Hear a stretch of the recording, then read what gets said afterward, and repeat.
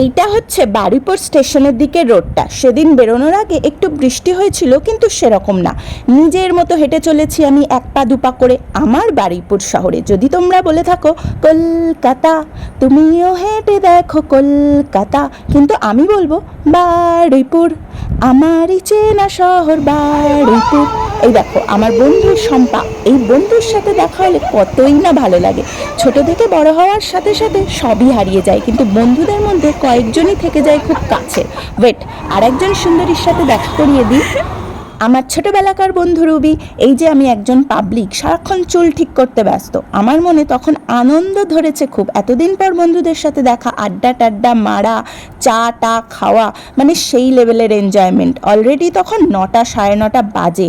বাড়ি ফিরবো তো, কিন্তু এই ট্রেন আমাদের আটকে দিয়েছে। এবার বাড়ি যাওয়ার পালা। আজকের মতো এই পর্যন্তই। যদি তোমাদের এই ভিডিওটা ভালো লাগে তাহলে অবশ্যই লাইক করো। টাটা।